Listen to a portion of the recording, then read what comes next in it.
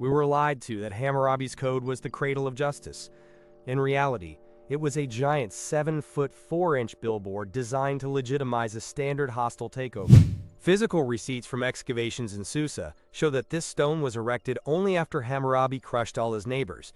This isn't law, it's a victor's territory marker. Look at the evidence. 282 laws where a slave's life costs less than a cow's treatment. Level 3 insight. This isn't about morality.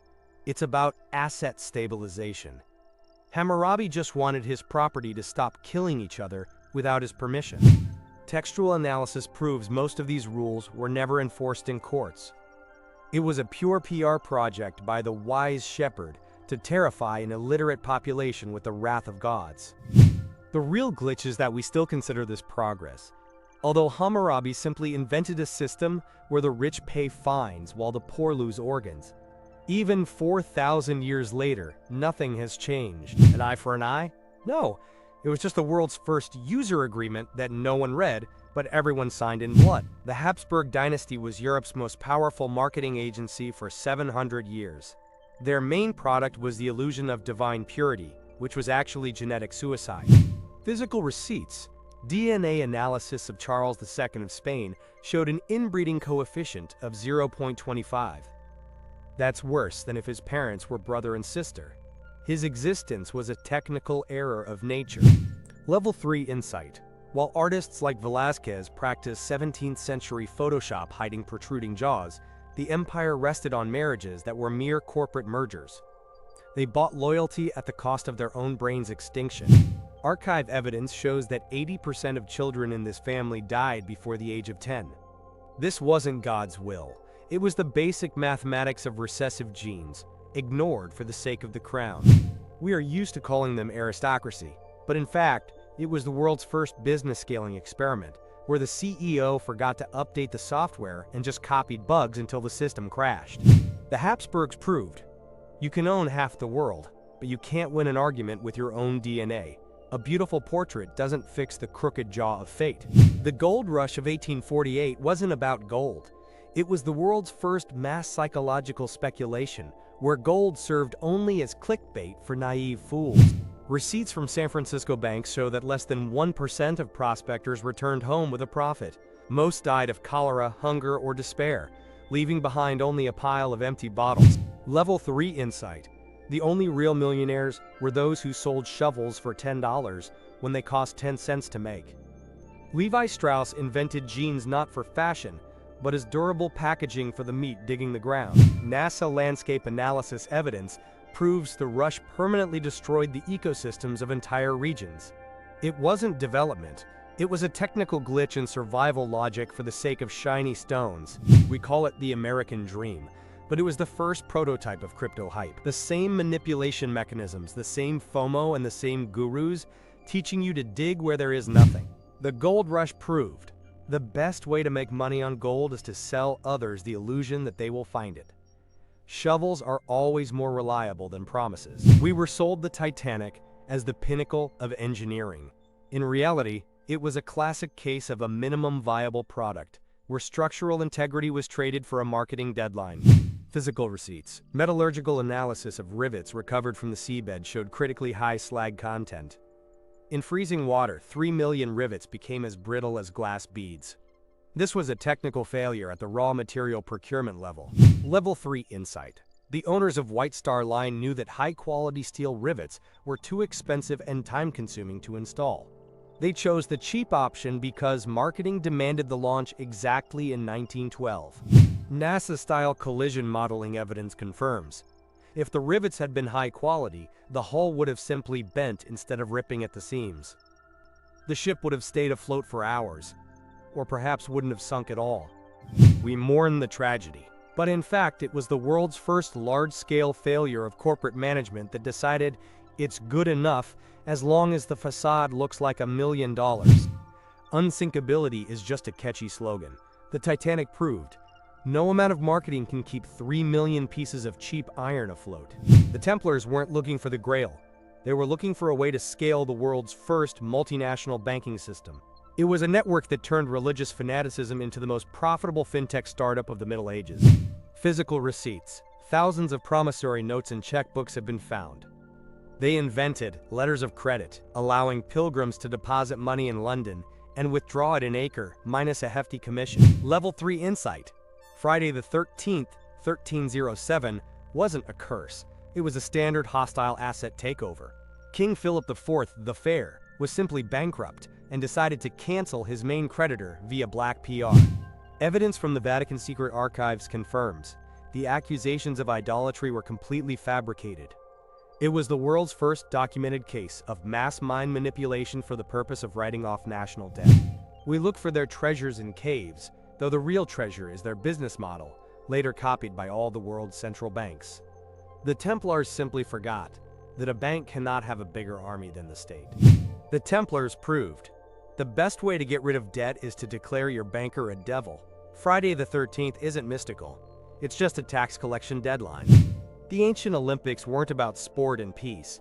It was the world's first platform for money laundering by Greek city-states and aggressive territorial marketing. Athletes weren't amateurs. They were professional gladiators on doping. Physical receipts. Archaeologists found zanes, bronze statues of Zeus, erected with money from fines paid by corrupt athletes. Corruption was so massive it paved an entire road to the stadium. Level 3 insight. The Olympic truce was just a technical pause so that the logistics of war wouldn't interfere with the logistics of trade. It was a marketing move that allowed tyrants to meet on neutral territory and divide wine and oil markets. DNA analysis evidence of athlete remains shows a diet saturated with hallucinogenic mushrooms and stimulants. They ate raw animal testicles to boost testosterone. This wasn't sport. It was biochemical warfare between city-states. We romanticize these games, but in fact, it was the prototype of the modern PR show, where victory was bought in advance and losing meant not just losing a medal, but the total erasure of one's name from history due to debt. The Olympics proved peace is only possible when it brings more profit than war, and a laurel wreath is the best way to hide dirty money on your hands. 73 years ago, the CIA decided that human will could be erased and rewritten like an old cassette tape. Project MKUltra wasn't just a series of experiments. It was an attempt to hack the human operating system using taxpayer money. Physical receipts. In 1975, the Church Committee found financial records proving the CIA purchased the entire world's supply of LSD from Sandoz. 80 institutions, from hospitals to prisons, became beta testing grounds for psychedelics on unsuspecting people. Level 3 insight. The Secret Services were looking for a, quote, truth serum, but instead accidentally created the hippie culture. They overdosed Harvard's intellectual elite so severely that they spread the, quote, consciousness expansion virus across the country. It was the world's biggest marketing fail. They wanted controllable zombies but got the flower power revolution. Evidence shows the project yielded not a single working method of control. 10 years of torture, millions of dollars, and zero results. MKUltra proved that the state apparatus can be dangerously incompetent when trying to play God with chemicals in hand. We fear AI chips, but forget that in the 50s they tried to hack us with basic electroshock and drugs. The story of MKUltra is a reminder: the real threat isn't technology, but the egocentrism of people with too much power and too little conscience. MKUltra taught the world one thing: if the government offers you free stress medication, you'd better just run. Control is an illusion paid for with someone else's life. The Pyramid of Khufu is not a tomb or an energy transmitter. It is the world's largest project to combat unemployment, disguised as a religious cult. 4,500 years ago, the pharaoh's marketing team found a way to stop hundreds of thousands of hungry farmers from starting a revolution. Physical receipts. Excavations of worker villages near Giza and bone DNA analysis show that builders ate prime meat and received medical care. They weren't slaves. They were mercenaries, signed to a state contract during the Nile flood, when fieldwork was impossible. Level 3 insight. The pyramid is the gig economy of the Bronze Age. Khufu realized, if you give people a shared, meaningless goal and feed them, they won't think about overthrowing the government. It was the perfect blend of ideology and logistics to utilize surplus human resources. Evidence from the Diary of Mirror, the oldest papyrus with logistical records, shows that every step was controlled by bureaucrats. It was the world's first total accounting system, where every ton of limestone had its own receipt. We look for aliens there because we can't believe that ordinary bureaucracy and the fear of hunger could build such a thing. The pyramids are a monument not to greatness of spirit, but to the management's skill in keeping the nation busy for 20 years.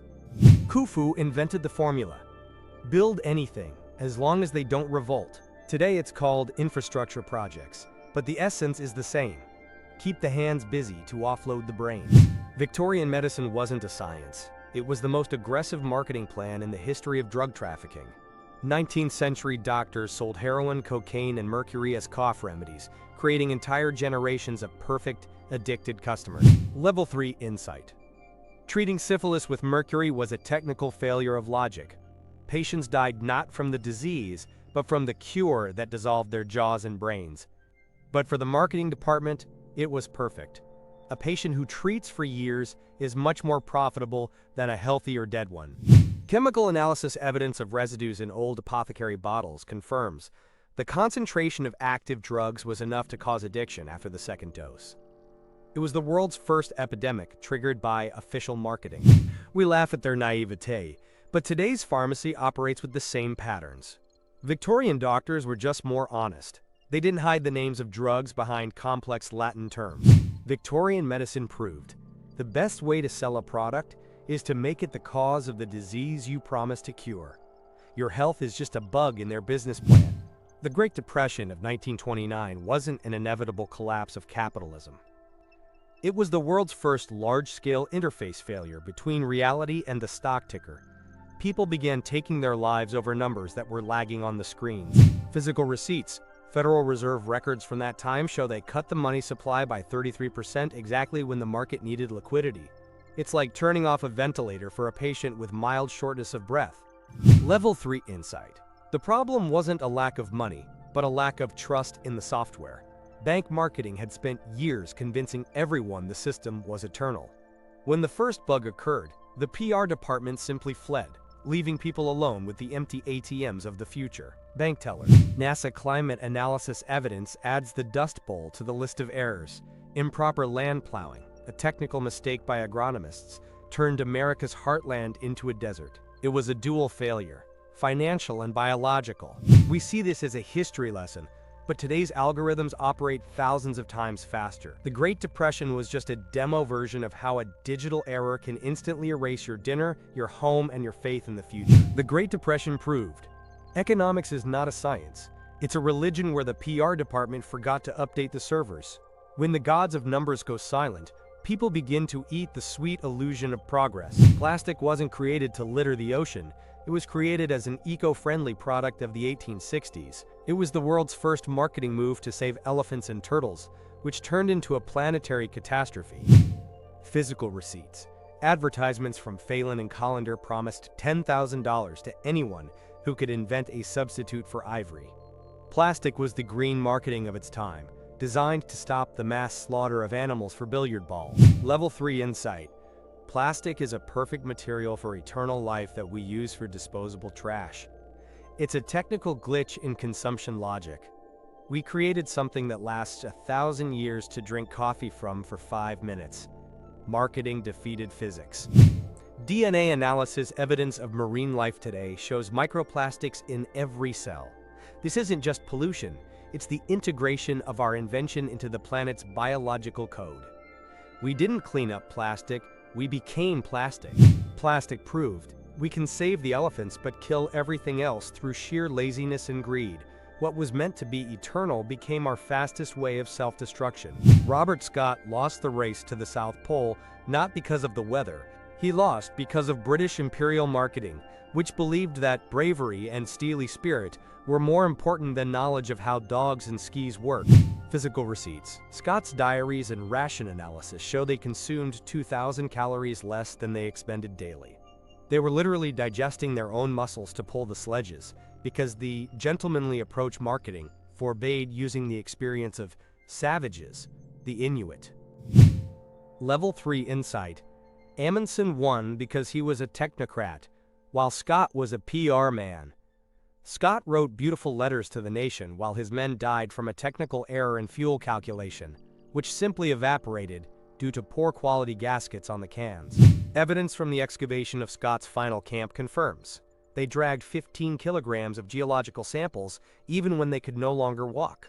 The marketing of scientific contribution was more important to them than life itself. It was a failure in survival priorities. We remember Scott as a hero because his marketing department in London made the tragedy part of the national brand. Amundsen was forgotten because professionalism is boring, while a beautiful death in the snow is content that sells the empire. Scott proved, you can be the bravest in the world, but nature doesn't read your press releases.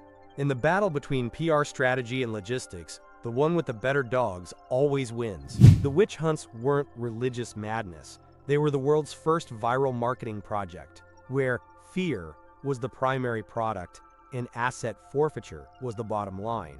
Every burned woman was simply a closed, quarterly report for an inquisitor. Physical receipts, the Malleus Maleficarum of 1486, became the first bestseller thanks to the invention of the printing press. It was a PR manual that scaled a systemic judicial error across an entire continent in mere years. Level 3 insight. The Inquisition was a profitable fintech. By law, the costs of firewood, executioners, and trials were paid by the victims' relatives. If there was no money, they seized the house and land. It was a perfect business cycle, where the fuel for the pyre was paid for by the victim herself.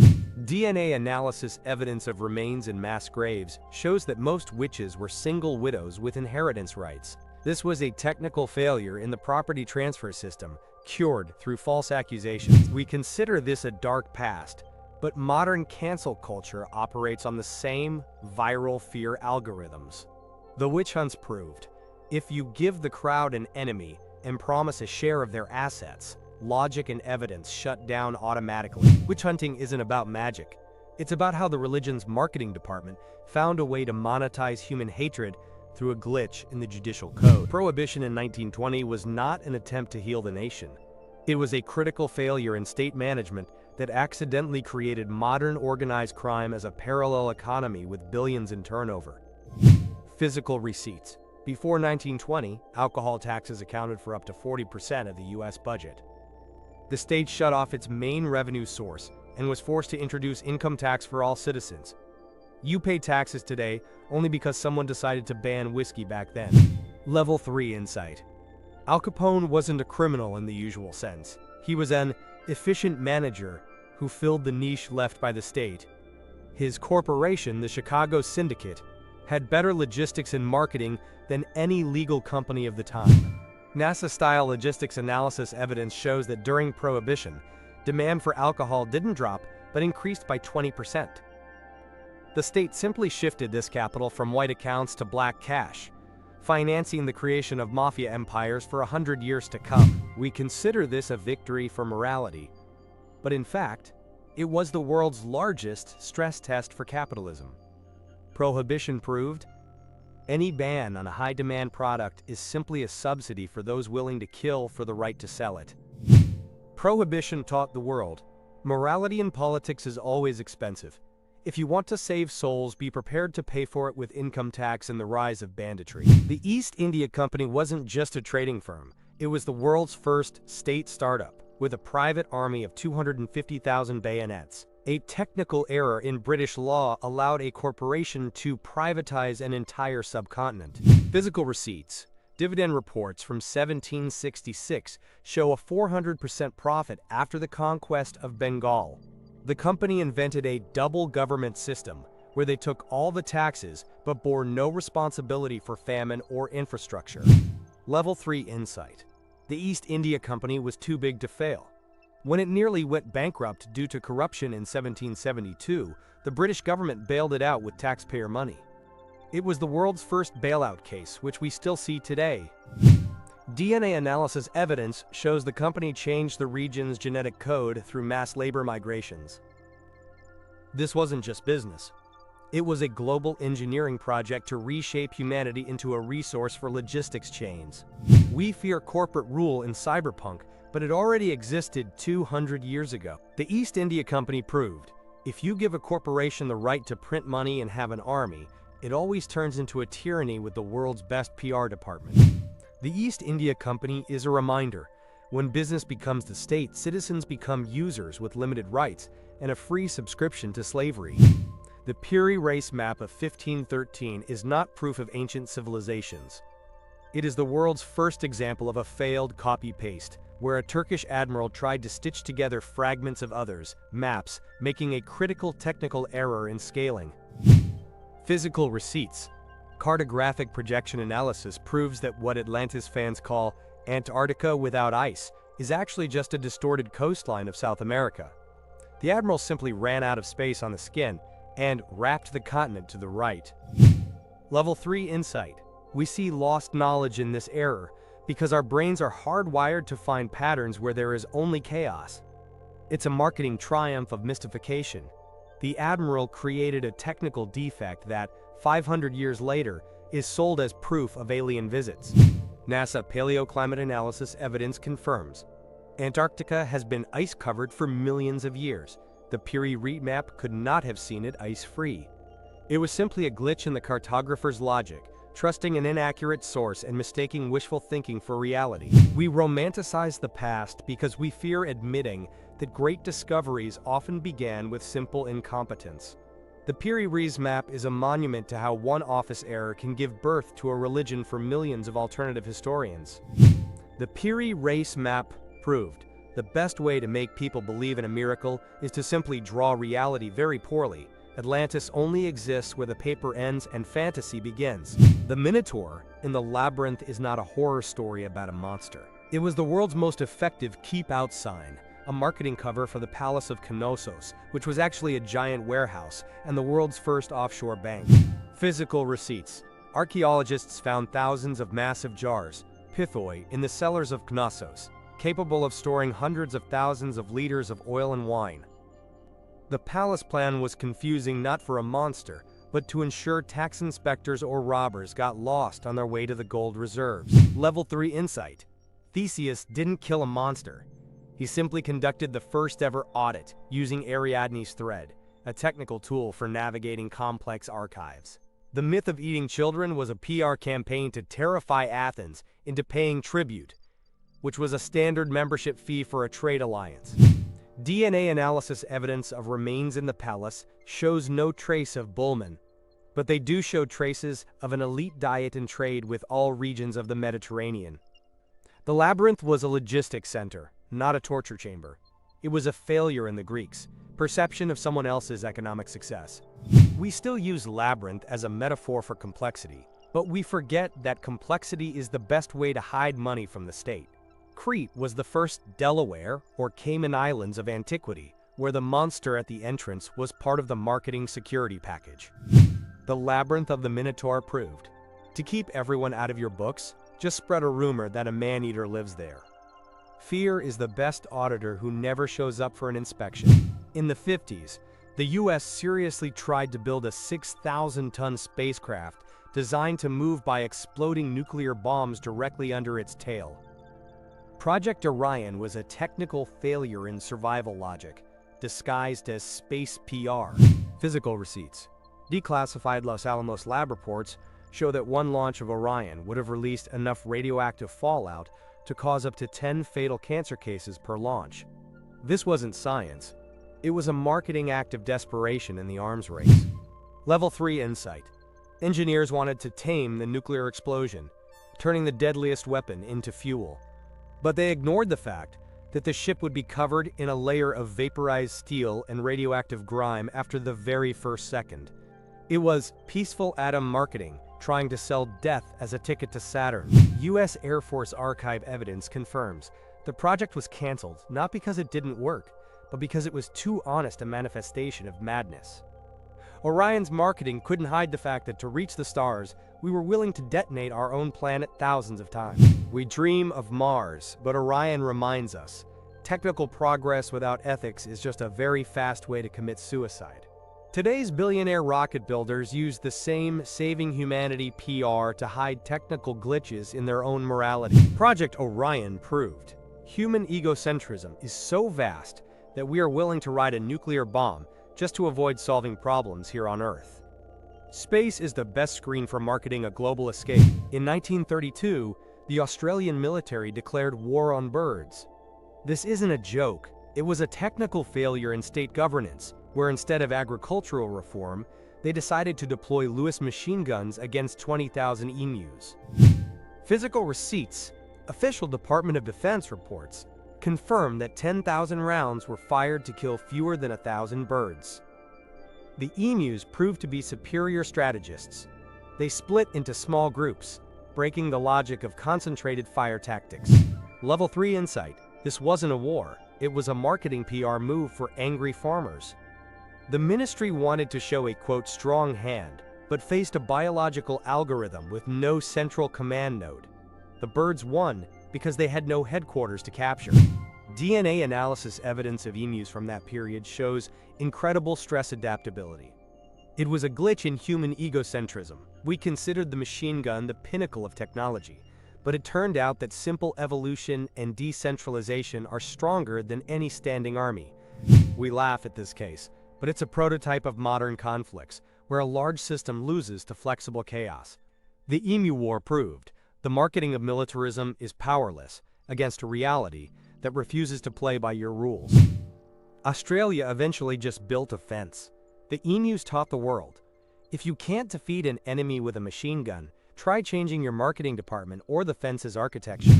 Sugar wasn't created for pleasure. It was the world's first energy drink, a technical patch to sustain the productivity of exhausted Industrial Revolution workers. Marketing turned a metabolic toxin into a reward so you could work 16 hours a day. Physical receipts. 18th century skeletal dental enamel analysis shows an explosive increase in cavities and systemic inflammation exactly when sugar prices dropped, thanks to slave labor in the Caribbean. This was a glitch in the biological code of an entire species for the sake of the sweet life PR illusion. Level 3 insight. Sugar is software that hacked our hardware metabolism.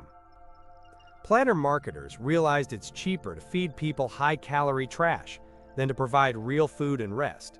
We are the only species on the planet that pays money to slowly destroy its own fuel tank.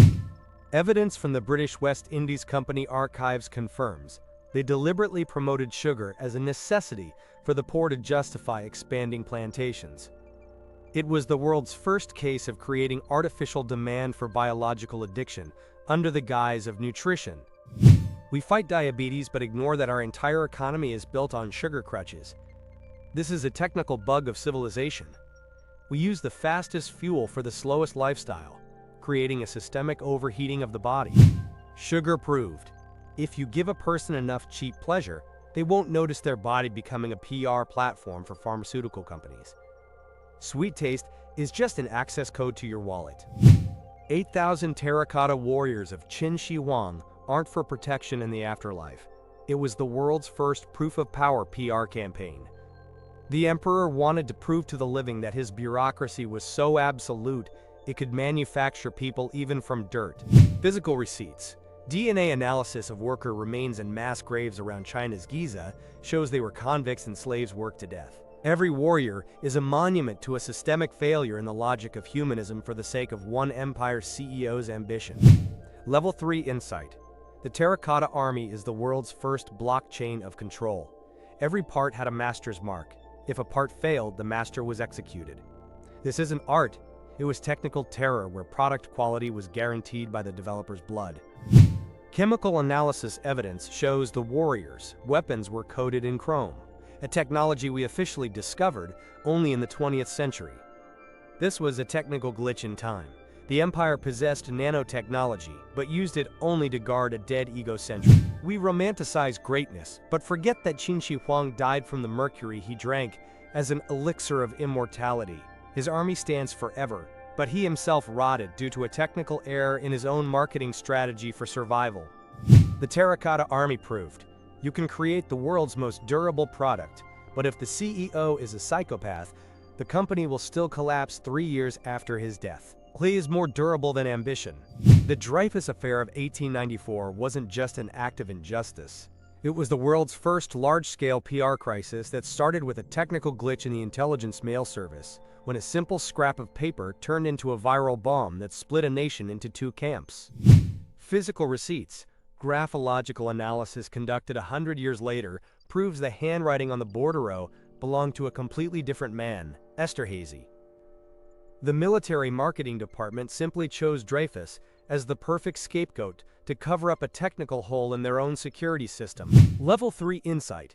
This was the first information war of the modern era. The Army's PR department realized that facts don't matter if you have a loud headline. They created an illusion of treason to unite the people around the idea of an internal enemy, proving that fear is the best way to distract from the staff's incompetence. Archive evidence shows that even when the real spy was found, the Army continued to lie for another 10 years. This was a systemic failure in the code of honor. The institution chose to protect its own brand at the cost of an innocent man's life. Uniform marketing proved more important than the state itself. Émile Zola, with his J'accuse, conducted the world's first counter-marketing. He used the power of the press to break the state's monopoly on truth. It was the first successful case of a decentralized investigation, proving that one loud voice can outweigh 1,000 silent generals. The Dreyfus affair proved, truth isn't what happened, but what you managed to print first. A mail error became the beginning of the end for the old Europe, where an honest name was worth more than a PR rating. The Atlantic Wall was not an impregnable fortress. It was the world's most expensive marketing facade, 5,000 kilometers long, built to convince the Allies that a landing was impossible. It was a PR project where concrete bunkers served only as props for propaganda newsreels. Physical receipts. Allied intelligence before D-Day revealed that only 40% of the planned fortifications were ready. The wall was buggy software that Hitler tried to sell as a perfect defensive operating system. Most of the guns were obsolete trophies from across Europe that didn't even have shared spare parts. Level 3 insight. The Atlantic Wall was a perfect case of security theater. The Third Reich's PR department created an illusion of strength through giant scale, ignoring that linear defense is an obsolete bug in the era of mobile forces. They were building a monument to their own overconfidence, while the Allies developed a patch in the form of landing craft. NASA satellite archaeology evidence today shows the line was so fragmented it could be bypassed almost anywhere. It was a technical failure in strategic thinking, where form, concrete, was more important than substance, mobility. We still fall for giant projects, believing them to be reliable. But the Atlantic Wall proved, the more you invest in a static facade, the easier it is to break with a flexible and innovative approach. It was the world's largest PR bubble, which burst in a single night on June 6th. The clock wasn't invented to keep us on time. It was invented as a tool of technical terror to synchronize human biology with train schedules and factory shifts. It was the world's most successful marketing move to privatize time itself. Physical receipts. Before 1883, there were over 300 local time zones in the US alone. Railway companies, the tech giants of the time, enforced standard time because their logistics were breaking due to the sun rising differently everywhere. It was a global patch on the face of nature. Level 3 insight. The clock is an operating system that replaced our circadian rhythms with artificial profit cycles. We are the only beings that wake up not from light, but from an electric glitch in a phone. The marketing of punctuality made us slaves to the second hand, so we could sell our time to corporations more effectively. DNA analysis evidence shows our bodies still haven't adapted to artificial time. A glitch in the sleep system causes a cascade of errors, from diabetes to depression. We broke our own biological firmware so that trains would arrive on time at a station we don't even need. We consider the clock a tool of freedom, but in fact it's a resource accounting tool. In 26, we continue to live by a schedule invented for 19th century steam engines. It's a technical debt of civilization that we pay with our own health.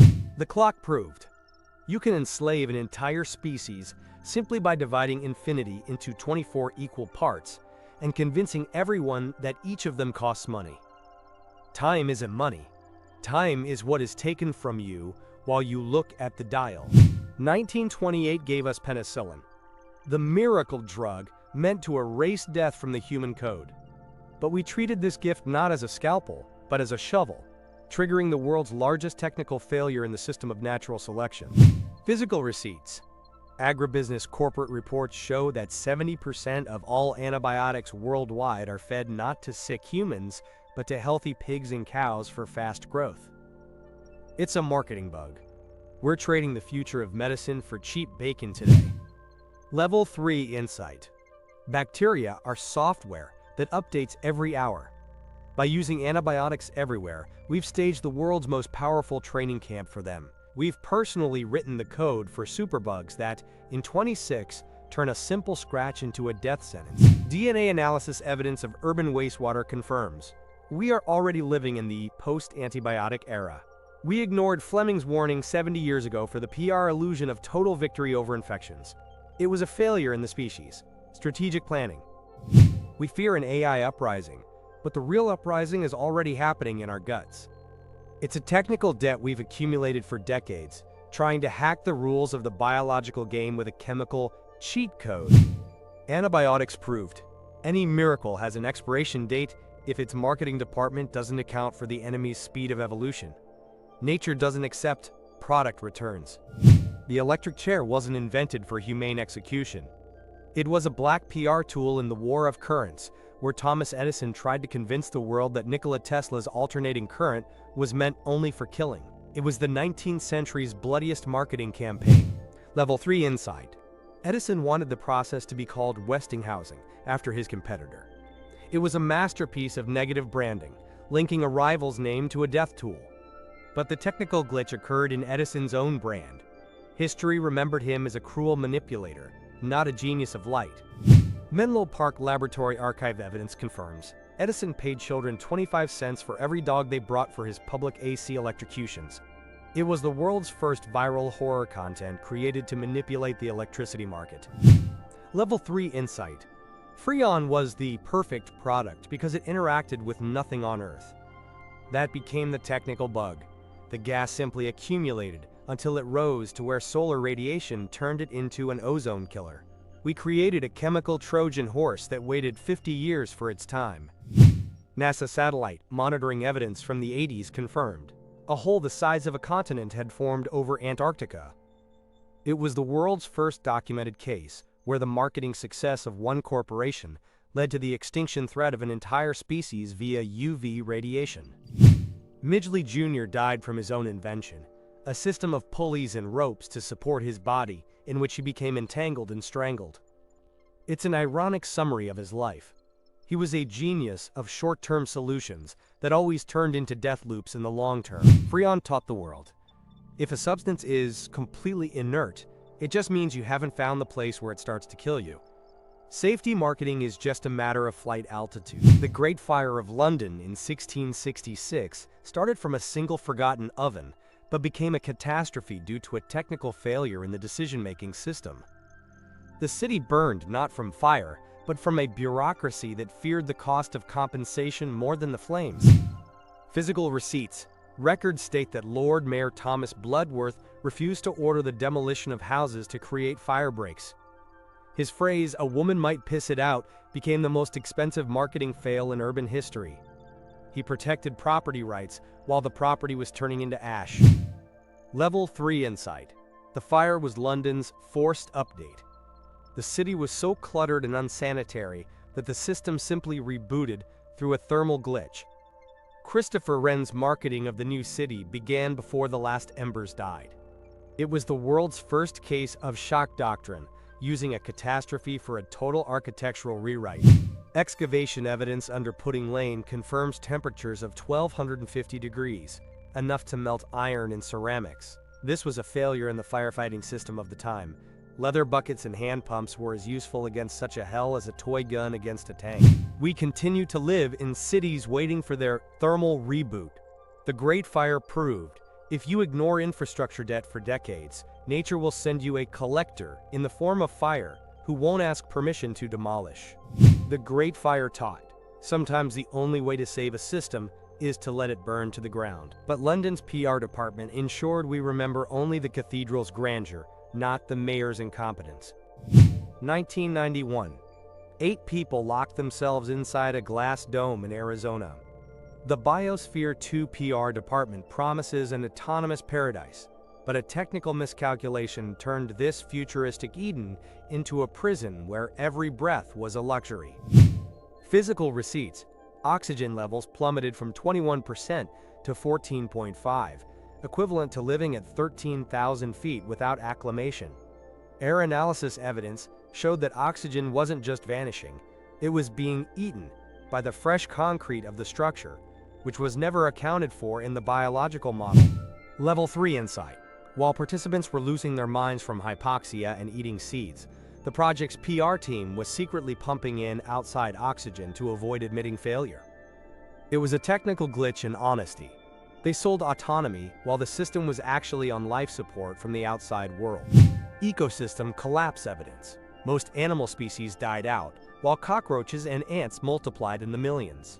Biosphere 2 became not a model of the future, but a technical report on what happens when a project CEO ignores basic chemistry for the sake of a pretty media image. We dream of colonizing Mars, but we couldn't maintain balance even in the Arizona desert. Biosphere 2 proved technical progress without a full understanding of biological cycles is just a very expensive way to build a glass coffin. Biosphere 2 taught: concrete will always be stronger than your PR plan. If you want to live in a closed system, make sure your walls aren't breathing for you. You've heard the joke: NASA spent millions on a space pen while the Russians used a pencil. This is a marketing glitch in our perception of common sense. A pencil in space is a technical time bomb threatening the destruction of the entire spacecraft. Physical receipts: graphite is an electrical conductor. In zero-G, microscopic pencil shards clog electronics, causing shorts. Furthermore, a pencil's wood ignites instantly in a pure oxygen cabin. NASA wasn't wasting money, it was fixing a critical safety glitch. Level 3 insight: the most interesting part is that NASA didn't spend tax dollars on this pen. Paul Fisher developed it with his own $700,000 and then sold it to both countries for $2 each. The marketing myth of smart Russians was a Soviet PR victory that hid the fact they also switched to Fisher pens as soon as they became available. Logistics report evidence confirms: pencils leave behind dust that enters astronauts' lungs. This was a technical bug in survival biology that couldn't be solved without creating pressurized ink. The pen isn't a flex, it's the sealing of the thought process. We love stories about simple solutions because they feed our egocentrism against complex science. But the space pen proves sometimes a simple solution is the fastest way to blow up a billion-dollar ship through a short circuit in a cheap panel. The Fisher pen taught: in space, there are no small things. If you think a pencil is cheap, you just haven't calculated the cost of an orbital fire. The internet wasn't created for TikTok. It was designed as a decentralized nervous system for surviving a nuclear strike. The technical glitch in its architecture was that its creators trusted each other, forgetting to add an identity and privacy layer into the protocol itself. Physical receipts: the first message on ARPANET was sent in 1969. The system crashed after just 2 letters. It was a symbol of the future. The network that would change the world forever began with a system error. We built a global economy on a foundation that was never intended for commerce. Level 3 insight: today's internet isn't a network of freedom. It's a giant machine for marketing and surveillance. Because privacy wasn't baked in at the start, it became a commodity we trade for free services. We aren't users. We are fuel for algorithms running on a 50-year-old glitch. Evidence of your digital DNA, every link, every click, is stored forever. The network meant to survive nuclear war is now used to sell you sneakers by analyzing your fears. It was a failure in human priorities. We turned a survival tool into a manipulation tool. In 26, we're trying to patch the internet with cryptography and blockchain, but the first protocol's technical debt is too vast. The internet is a monument to trust that proved incompatible with human greed. It's the biggest marketing deception in history. We were promised a library and given a supermarket with no exit. The internet proved if you aren't paying for the product, you are the product. The network remembers everything except why we created it in the first place. Stop believing the textbooks. History is not a logical chain of events, it is the marketing department that survived. It is a mixture of egocentrism, dirty manipulations, and technical errors that we have learned to call triumphs. only because the victors managed to burn all the receipts. You think you live in a rational world? Welcome to 2026, where your decisions are just the result of software glitches invented thousands of years ago. We reveal 33 facts that smell of rot, rust, and true human madness. Blood, pus, rust, and gilded lies. We will go through 28 minutes of pure deconstruction. From pyramids that were unemployment projects to medicines that were simple toxins. I will give you a reality decoding tool that will change your firmware forever. Our evidence is physical receipts, NASA data, DNA analysis from mass graves, and secret archives they forgot to destroy. The density of facts here is higher than in any textbook. We don't entertain. We arm you against the ignorance sold as grand history. Every minute of this video is a blow to your egocentrism. You will see that civilization survived only due to blind luck and PR agents who managed to repaint catastrophe as victory. This is the raw meat of history, without censorship or embellishment. Get ready. We begin the countdown of errors that created your world. 33, 32, 31. Reality will never be the same again. We have gone through 33 glitches. Now you see, we survived not through wisdom, but through the ability to rewrite reports on our own failures. Civilization is a cascade of technical debts we call legacy. Look at today's AI hype, crypto pyramids, or genius startups. Which of these errors will become the next item on this list in 50 years? We are still in the loop. We are still copying bugs, hoping for a different result. Write in the comments the name of a leader or a company whose current success you consider just a lucky PR move before an inevitable crash. Your activity is your voice in this global audit of reality. Subscribing to this channel is your insurance policy against ignorance. We don't entertain. We arm. We give you filters that won't let the marketing of the past or future break your critical apparatus. Share this video. Make it a glitch in the algorithm that wants to keep you in hibernation. The more people see the truth, the harder it will be for the history marketing department to sell us the next disaster as a victory. Remember, truth is what remains when the marketing department goes on a break. And we never stop. See you in the next deconstruction.